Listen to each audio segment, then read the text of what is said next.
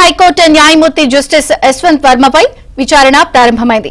కాసేపట్లో విచారణ కమిటీ ముందు జస్టిస్ యశ్వంత్ వర్మ హాజరు కానున్నారు. జస్టిస్ యశ్వంత్ వర్మ నివాసంలో నోట్ల కట్టలు గుర్తించిన ఘటనపై విచారణకు ఇప్పటికే 3 న్యాయమూర్తులతో సుప్రీంకోర్టు కమిటీ నియమించింది. ఈ నేపథ్యంలో సుప్రీంకోర్టు సీనియర్ న్యాయవాదులతో సమావేశమైన జస్టిస్ యశ్వంత్ వర్మ విచారణ కమిటీ ముందు ఏం చెప్పాలి అన్న అంశంపై చర్చిస్తున్నారు. అటు సుప్రీంకోర్టు ముందుకు నోట్ల కట్టల వ్యవహారం రానుంది. దీనిపై సమగ్ర దర్యాప్తు కోరుతూ దాఖలైన పిటిషన్పై జస్టిస్ అభయ్ ఎస్ ఓక్తో కూడిన ధర్మాసనం విచారించనుంది.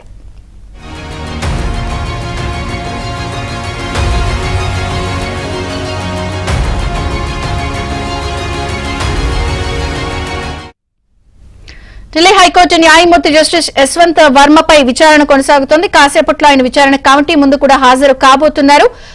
ఢిల్లీ బ్యూరో చీఫ్ కృష్ణ అడిగి మరిన్ని వివరాలు తెలుసుకుందాం. కృష్ణ, విజయ చంద్రిక, ఢిల్లీ హైకోర్టు న్యాయమూర్తి జస్టిస్ యశ్వంత్ వర్మ నివాసంలో ఇటీవల జరిగినటువంటి అగ్ని ప్రమాదం సందర్భంగా భారీ మొత్తంలో కాలిన నోట్ల కట్టలు బయటపడిన సంఘటన పైన సుప్రీంకోర్టు ప్రధాన న్యాయమూర్తి జస్టిస్ సంజీవ్ ఖన్నా ఒక విచారణ కమిటీని ఏర్పాటు చేశారు. ఈ మొత్తం సంఘటన పైన సమగ్ర విచారణ కోసం పంజాబ్, హర్యానా హైకోర్టు ప్రధాన న్యాయమూర్తి జస్టిస్ సేల్ నాగు, హిమాచల్ ప్రదేశ్ హైకోర్టు ప్రధాన న్యాయమూర్తి జస్టిస్ జిఎస్ సందావాలియా, అదేవిధంగా కర్ణాటక హైకోర్టు న్యాయమూర్తి జస్టిస్ అను శివరామన్తో కూడినటువంటి త్రిసభ్య కమిటీని ఏర్పాటు చేశారు. ఈ త్రిసభ్య కమిటీ తన పనిని ప్రారంభించింది. ఈ రోజు ఈ త్రిసభ్య కమిటీ ముందు జస్టిస్ యశ్వంత్ వర్మ మరికొద్ది సేపట్లో హాజరు కాబోతున్నారు. జస్టిస్ యశ్వంత్ వర్మ ఈ ఆరోపణలు పూర్తిగా ఖండించారు. తన నివాసంలో స్టోర్ రూమ్ లో తాను లేదా తన కుటుంబ సభ్యులు ఎలాంటి నగదు ఉంచలేదు. ఈ ఆరోపణలు తన ప్రతిష్టను భంగపరిచే విధంగా కుట్ర జరిగినట్లుగా ఆయన భావిస్తున్నట్లుగా చెప్పారు.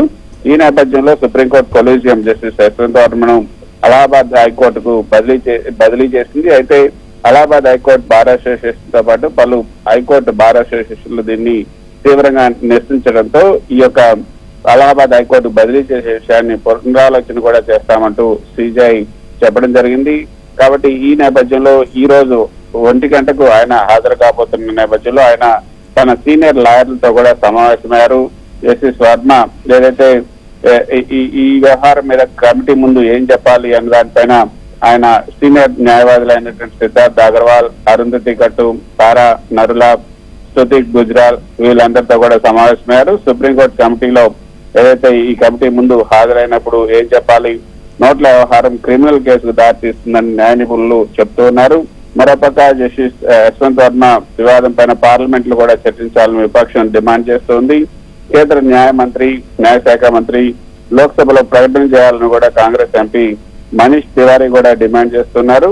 దేశవ్యాప్తంగా 25 హైకోర్టుల్లో ఈ న్యాయమూర్తుల పదవులు వేగంగా పూర్తి చేసేందుకు కేంద్ర ప్రభుత్వం, న్యాయ వ్యవస్థ కలిసి పనిచేయాలని న్యాయశాఖ స్థాయి సంఘం కూడా పిలుపునిచ్చింది. సో మొత్తానికైతే ఈ యొక్క యశ్వంత్ వర్మ వ్యవహారం ఇప్పట్లో కొలిక్కొచ్చేలాగా లేదు. ఇది చిలికి గాలివాడలాగా మారే అవకాశం ఉంది. ఒక పక్క పార్లమెంట్ సమావేశాలు కూడా జరుగుతున్న నేపథ్యంలో అసలు ఈ మొత్తం న్యాయ వ్యవస్థలో పూర్తి ప్రక్షాళన జరగాల్సినటువంటి అవసరం ఉంది అన్న ప్రకటనలు కూడా ఈ యొక్క పార్లమెంట్ సభ్యులు కొంతమంది చేస్తూ ఉన్నారు. నిన్న మనం చూసాం, ఏదైతే అవినీతి అసలు రోగం, న్యాయ వ్యవస్థలో అవినీతిని అరికట్టాలి, ఈ నోట్ల కట్టలపై ఉన్నటువంటి క్రిమినల్ కేసు, నోట్ల కట్టల పైన యశ్వంత్ వర్మ పైన క్రిమినల్ కేసు పెట్టకపోవడం అనేది పెద్ద పొరపాటు. కొలీజియంలో ఏదైతే సమావేశమైనటువంటి 6 హైకోర్టు బార్ ప్రతినిధులు కూడా ఈ విధంగా కొలీజియంతో చెప్పడం జరిగింది. జస్టిస్ యశ్వంత్ వర్మను అలహాబాద్ పంపినప్పటికి కూడా అక్కడ పని అప్పగించొద్దు, ఆయన బదిలీ పైన పునరాలోచన చేయాలని కూడా పలువురు డిమాండ్ చేసిన నేపథ్యంలో ఈ రోజు 1 గంటకు ఆయన ఈ కమిటీ ముందు హాజరు కాబోతున్నారు. మరి కమిటీ ముందు ఏం చెప్తారు, కమిటీ తన నివేదిక అంటే కమిటీ విచారణ జరిపి తన నివేదిక ఇవ్వడానికి నిర్దిష్ట కాల పరిమితిని కూడా సిజేఐ నిర్ణయించలేదు. ఇది కూడా అంటే ఈ కేసు మొత్తాన్ని కూడా కోల్డ్ స్టోరేజ్ నెట్టేందుకు ఈ కాల పరిమితి నిర్ణయించలేదట్టు సిజేఐపై కూడా పలు ఆరోపణలు వస్తూ ఉన్నాయి. సో ఈ మొత్తం మరోపక్క ఈ కేసులో సుమోటోగా స్వీకరించి ఆయన్ను బర్తరఫ్ చేయాలి లేదా ఆయన పైన చర్యలు తీసుకోవాలంటూ కూడా సుప్రీంకోర్టులో కేసు దాఖలైంది. దానిపైన కూడా మరికొద్ది సేపట్లో జస్టిస్ అభయ్ ఓకా నేతృత్వంలోని ధర్మాసనం ముందు విచారణ జరగబోతుంది.